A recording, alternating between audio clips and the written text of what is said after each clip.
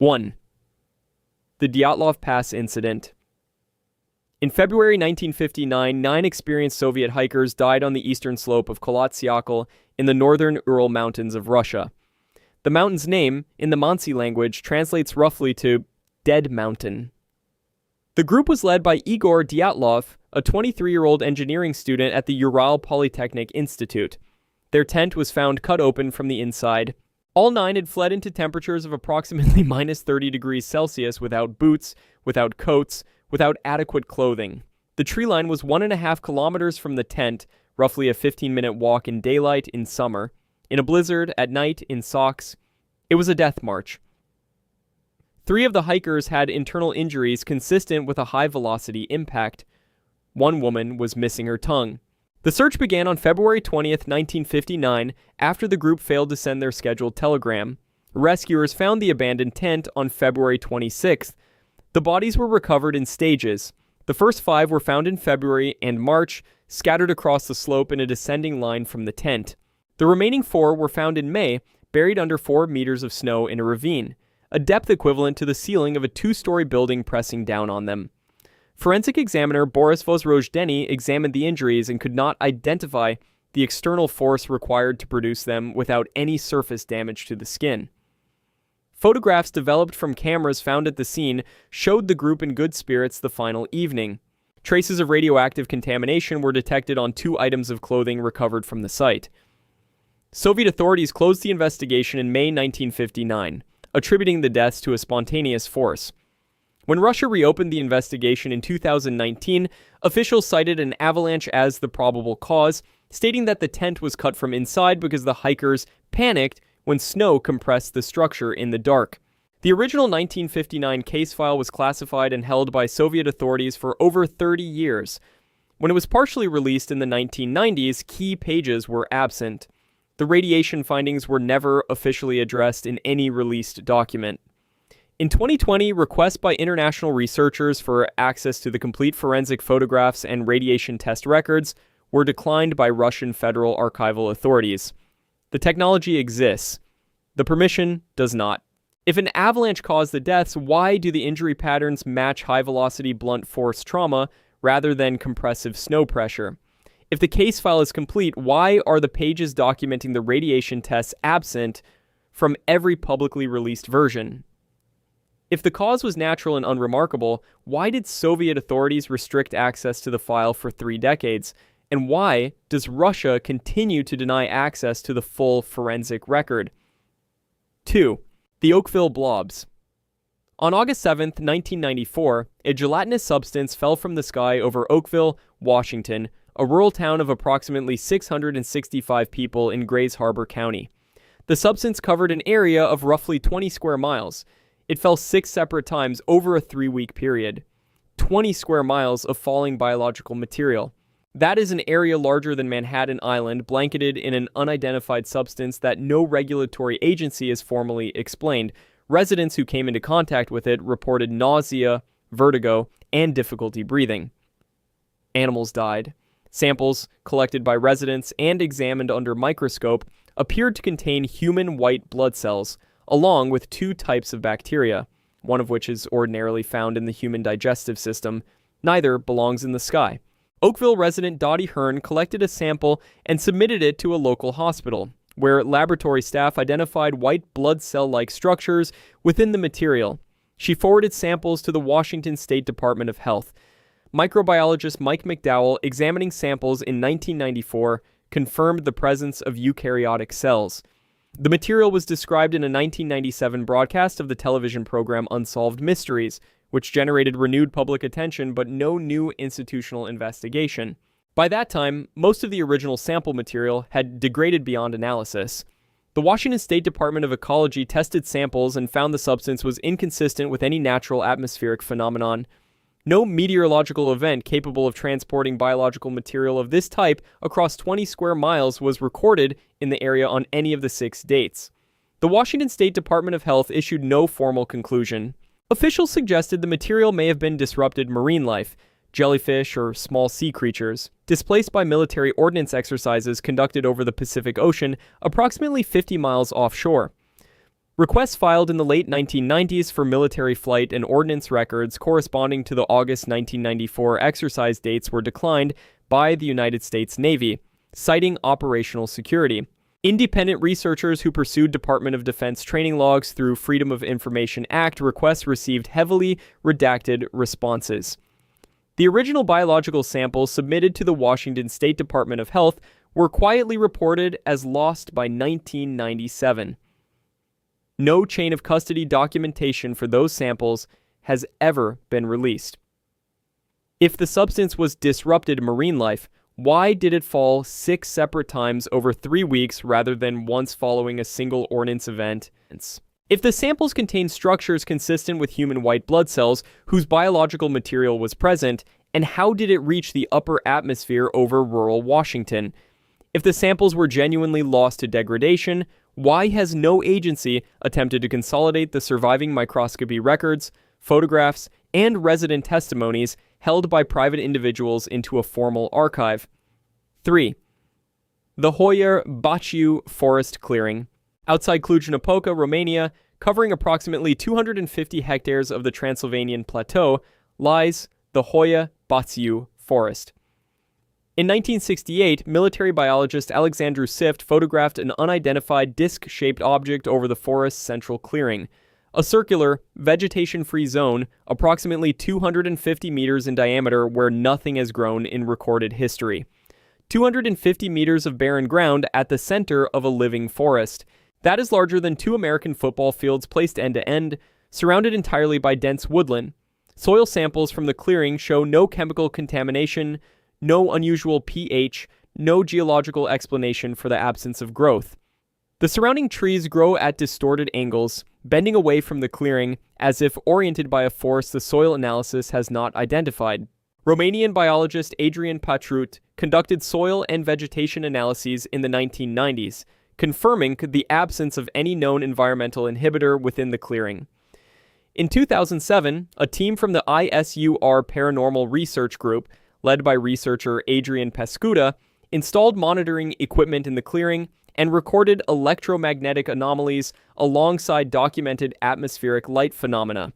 Their data was formally submitted to the Romanian Academy of Sciences. The submission was acknowledged. It was not acted upon. Archaeological surveys of the clearing's subsurface conducted in 2009 found no evidence of prior construction, chemical treatment, or soil disturbance. The soil composition inside the clearing is chemically identical to the surrounding forested area. Nothing in the available scientific record explains why this ground does not grow. The Romanian Ministry of Environment has listed the forest as a protected area, citing ecological diversity. No official body has issued a scientific explanation for the clearing.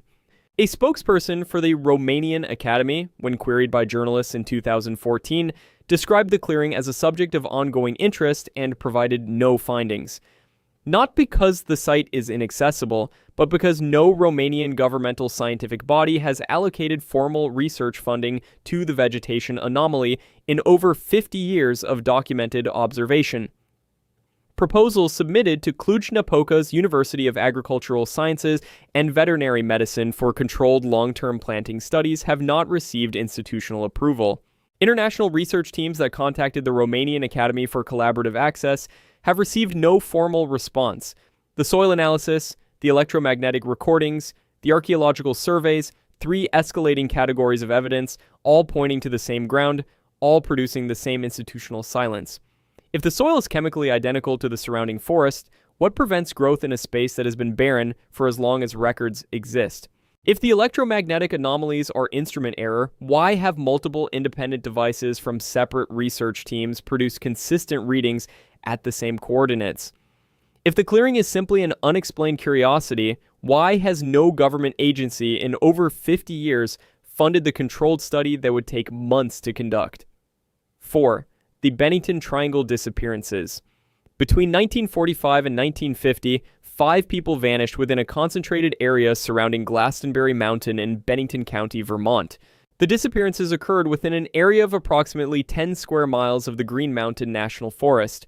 No bodies were recovered in 3 of the 5 cases. 5 people in 5 years across 10 square miles.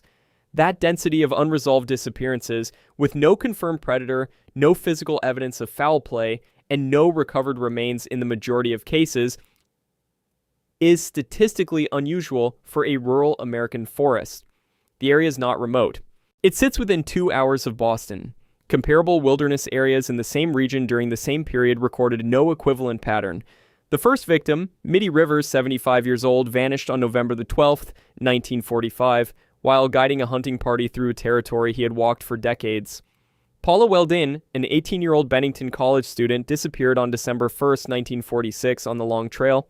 2 witnesses following behind her watched her walk around a visible curve in the path. When they reached the same point, seconds later, she was gone.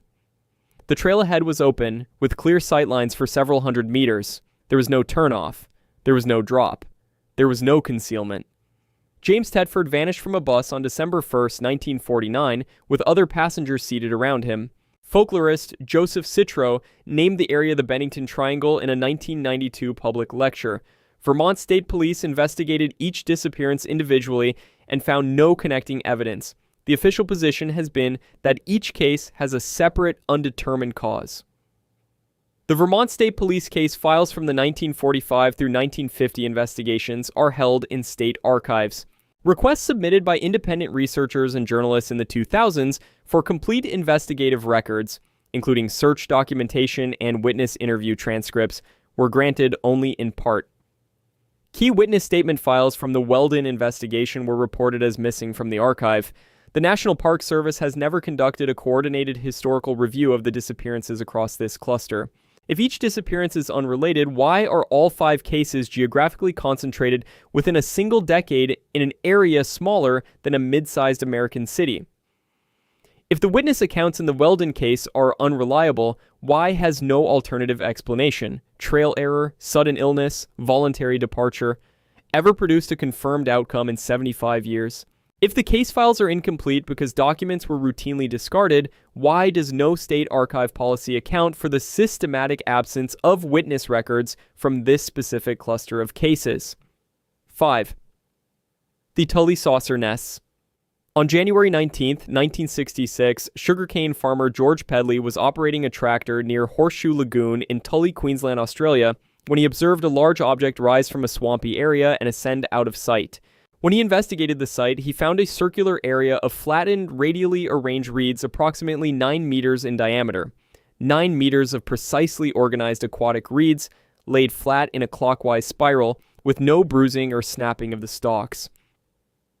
To manually recreate that pattern across that diameter without breaking a single stem would require hours of careful handwork. The swamp floor beneath the formation showed no footprints.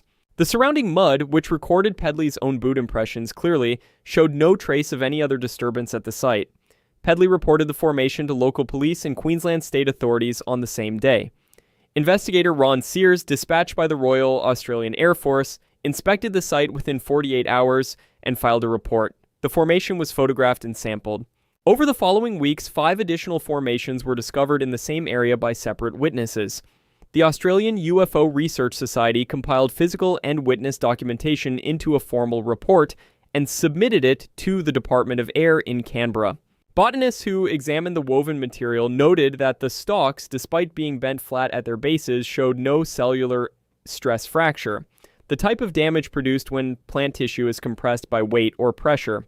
The reed formation subsequently detached from the lagoon floor and drifted as a cohesive unit. The bending mechanism that produced the formation, which left the cellular structure of every stalk intact, was not identified. The Australian Department of Air reviewed the RAAF report and issued no formal conclusion. Officials suggested the formation may have been caused by a waterspout or dust devil compressing the reeds in a rotational pattern, citing meteorological disturbance as the probable cause.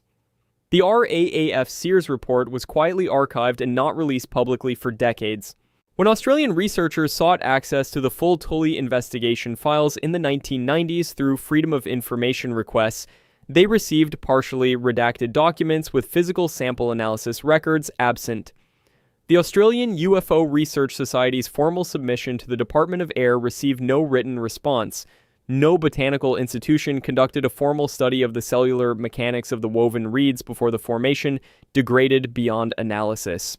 If a waterspout caused the formation, why do botanical samples show no cellular stress damage consistent with compressive rotational force? If the case was closed as a meteorological anomaly, why were the physical sample analysis records absent from the documents released under Freedom of Information? If 6 formations in the same location over several weeks represent nothing significant, why has no meteorological institution documented a weather pattern capable of producing them? 6. The Shag Harbor Incident.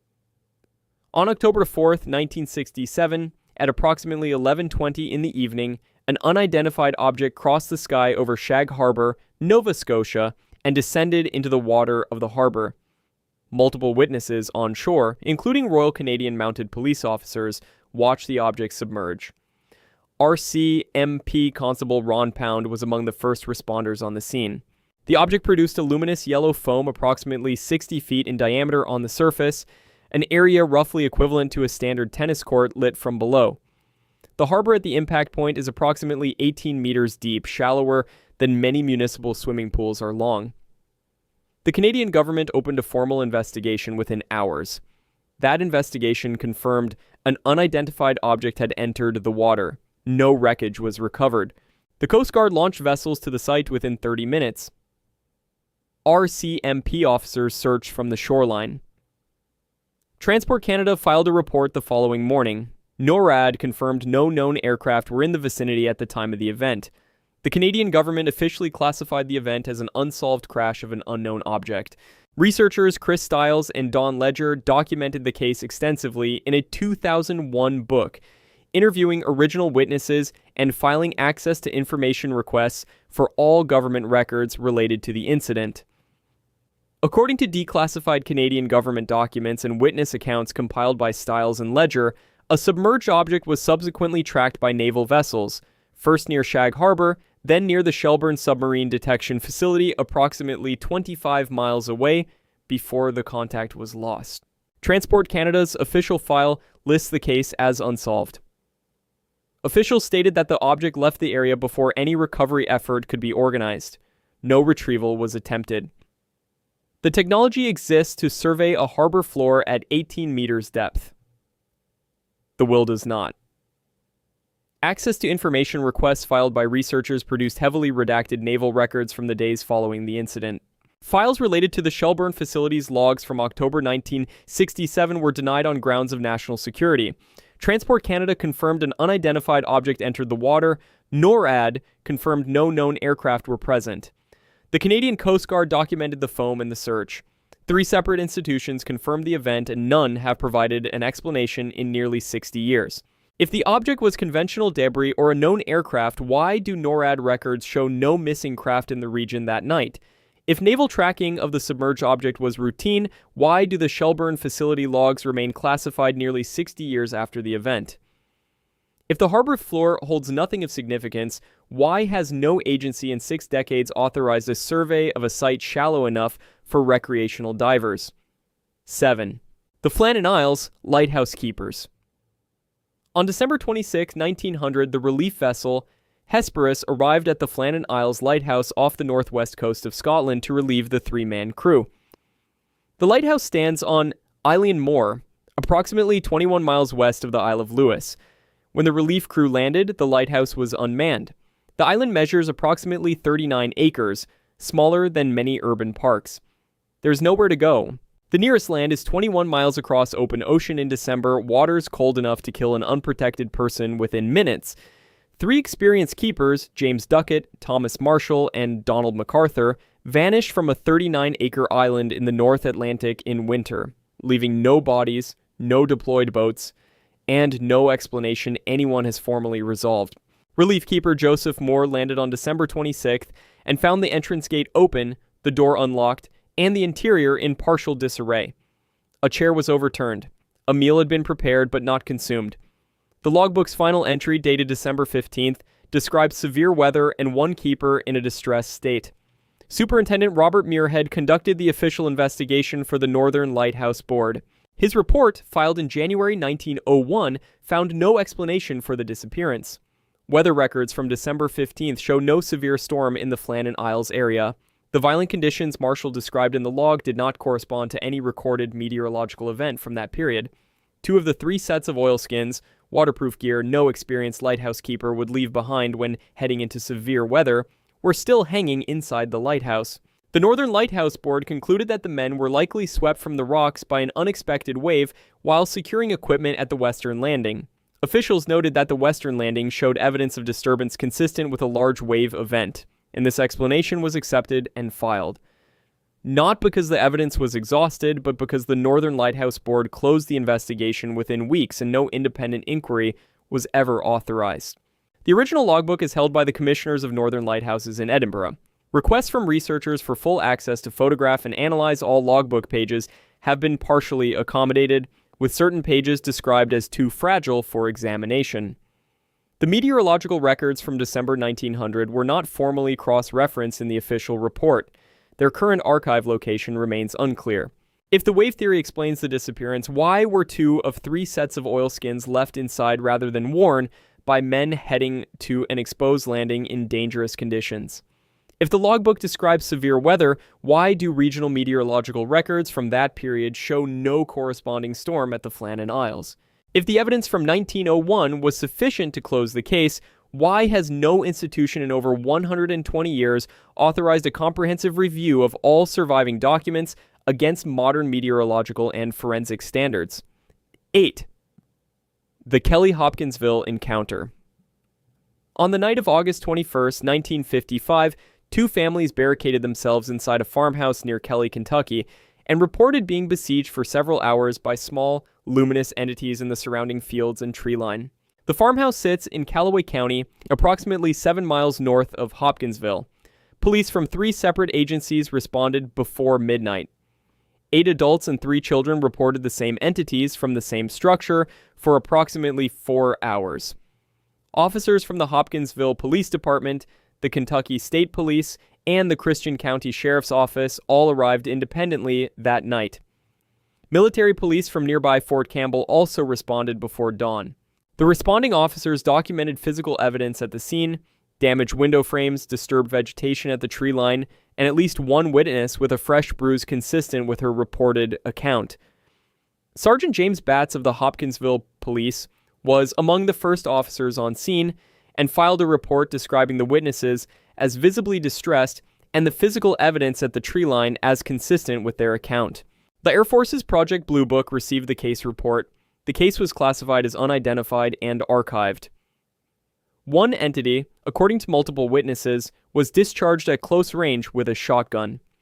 Spent shell casings consistent with this account were recovered at the scene by responding officers. No blood, no tissue, and no biological material of any kind was found at the location where the witnesses reported the entity falling. Project Blue Book classified the case as unidentified and took no further action. Researchers, not officials, later suggested the witnesses may have misidentified great horned owls, citing the owl's reflective eyes and defensive wing posture. The Project Blue Book files on the Kelly case were quietly released as part of the broader Blue Book declassification in 1969, but witness interview transcripts were absent from the released package. Requests to the National Archives for the complete file, including the Fort Campbell Military Police Report filed before dawn on August 22nd, have produced incomplete responses. The Fort Campbell report has never been publicly released. Sergeant Batts filed documentation that night. Officers from 3 agencies were present. Witness statements were taken. Those statements have not been made accessible in full. If the entities were great horned owls, why did trained police officers from 3 independent agencies arriving separately document physical evidence at the scene consistent with the family's account rather than with disturbed bird activity? If the Blue Book case file is complete, why are the witness interview transcripts absent from the declassified release? If what happened at Kelly in August 1955 was a misidentification by frightened civilians, why does the Fort Campbell Military Police Report, filed by trained personnel before dawn, remain unreleased 70 years later? 9. The missing 411 cluster at Yosemite. Within Yosemite National Park in California, covering approximately 1,169 square miles, a documented pattern of unusual disappearances has accumulated across decades. Former law enforcement officer David Polides began compiling missing persons records from national parks and forests after filing Freedom of Information Act requests with the National Park Service in 2009 and published his findings in 2012. Yosemite receives approximately 3.5 million visitors per year, more than the entire population of Los Angeles County passing through in a single year. Search and rescue operations there are among the best resourced in the national park system. Yet within this heavily trafficked, well-monitored wilderness, individuals have vanished in good weather, on marked trails, and within earshot of companions, leaving no trace that standard search methods have explained. Polides reported that he was informed by a park ranger that the National Park Service did not maintain a comprehensive missing persons database across the park system. He filed Freedom of Information Act requests for missing persons data and received responses that were incomplete or denied on the basis of compilation cost. In his 2012 book Missing 411, Western United States, he documented cases sharing a cluster of anomalies, victims found miles beyond areas previously searched, victims with no memory of travel, and children recovered in terrain that experienced search teams had passed through and cleared. In multiple documented cases, search dogs followed a scent trail to a specific point and stopped, not at water, not at dense brush, but at open ground where the trail simply ended. The National Park Service has not acknowledged a pattern. Officials have attributed individual disappearances to falls, exposure, and disorientation, stating that statistical clustering is an artifact of high visitor volume. The absence of a centralized missing persons database for America's national parks has never been formally explained. No congressional inquiry into the database gap has been initiated, no independent review, no coordinated analysis. Subsequent Freedom of Information requests by journalists and researchers have produced partial records with case detail redacted. The National Park Service manages 85 million acres of federal land visited by hundreds of millions of people. The records of who disappears within those acres and under what circumstances are not systematically maintained or accessible. If each disappearance is an isolated incident, why do cases within this geographic cluster share specific unusual characteristics, scent trail termination, impossible recovery locations, temporal disorientation, that do not appear at comparable rates in equivalent wilderness areas? If the National Park Service maintains thorough records of all incidents within its jurisdiction, why does no centralized missing persons database exist for a system of this scale? If the answer to every unexplained disappearance in America's most visited wilderness is simply human error, why is the evidence required to test that conclusion withheld, incomplete, or never collected? 10. The Ariel School Encounter. On September 16, 1994, at the Ariel School in Ruwa, Zimbabwe, approximately 62 children between the ages of 8 and 12 reported watching a craft land in a field adjacent to the school's playground, approximately 100 meters from the school building. The event occurred during a morning break. No adult staff was present on the playground at the time. 62 children from multiple grade levels who had not had time to coordinate accounts described the same object, the same location, and the same entities. Child psychiatrist Dr. John Mack of Harvard University, who interviewed the children in November 1994, stated on record that he could not explain the uniformity of their accounts through any psychological mechanism available to him. Mack had spent his career studying trauma and its effects on memory and testimony. He was not a credulous observer. Researcher Cynthia Hind contacted authorities on the day of the incident and interviewed the children within 24 hours before significant adult influence could standardize their accounts. The BBC conducted interviews in 1994. Dr. Mack traveled to Zimbabwe in November 1994 and conducted formal recorded interviews with the children over several days. His recordings and notes were archived at Harvard University. Filmmaker Randall Nickerson spent years documenting follow-up interviews with the same individuals as adults, releasing the documentary Aerial Phenomenon in 2022. Multiple children, independently and without prompting, described receiving a visual impression from the entities, not spoken, but understood, of environmental destruction and a barren earth. Children who had no shared vocabulary for this concept drew the same image without coordination. Doctor. Mack noted that the content of these impressions was not culturally available to rural Zimbabwean children in 1994. He could not identify its source. The Zimbabwean government conducted no investigation. No scientific institution initiated an inquiry following the BBC report. Officials did not interview the school or its staff. The accounts were treated as a regional curiosity and quietly set aside. Not because the testimony was disproven, but because no institution with the authority to investigate chose to do so. Dr. Mack's findings, presented at an academic conference on anomalous experiences at MIT in 1994, were received and not acted upon. After Mack's death in 2004, access to his complete aerial interview archive at Harvard was not made broadly available to independent researchers. Requests for access have not been accommodated. No investigation, no inquiry, no response. No answer given to 62 children who are now adults and have been waiting for one for 30 years. If 62 children independently describe the same event with the same details, what standard of testimony would be required before a single scientific institution considered the account worth formal investigation? If Dr. John Mack, a Pulitzer Prize-winning Harvard psychiatrist, could not explain the psychological uniformity of the accounts, why did no institution fund a follow-up study while the witnesses were still children and the event was recent? If the answer is that the testimony of children from a rural Zimbabwean school was not considered credible enough to warrant examination, then the question is not what they saw. The question is, who made that decision and why it has never been challenged? Conclusion. These 10 cases do not form a random collection of anomalies.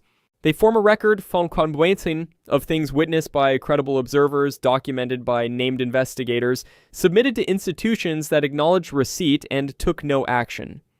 A pattern emerges not from the events themselves, but from the response to them. The file closed early, the sample lost, the transcript absent, the proposal denied, the archive restricted, the database never built. We fund decades of research into the surfaces of other planets. We build institutions whose stated purpose is the preservation and pursuit of knowledge. We have mapped terrain on Mars with greater resolution than sections of our own forests and ocean floors. That asymmetry is not accidental. We have chosen to direct resources toward questions that carry no institutional risk, and we have decided that the questions raised by these cases carry too much. Who benefits from that choice? Institutions that built their authority on established conclusions. Agencies that cannot accommodate findings that fall outside their existing frameworks. Archives that protect their holdings by restricting access rather than enabling examination. The suppression is not dramatic, it is procedural. A denied permit here, a missing transcript there, a proposal reviewed for years and quietly declined. The result is the same as outright concealment. The record stays incomplete. The cases remain open. The witnesses age. The physical evidence degrades. The children from Ruwa are adults now. The families from Kelly, Kentucky are gone. The logbook from Eilean Moore sits in an archive in Edinburgh, its pages too fragile to examine. And every year that passes without a formal inquiry is another year that someone, somewhere, with the authority to ask the question, decided it did not matter. It does.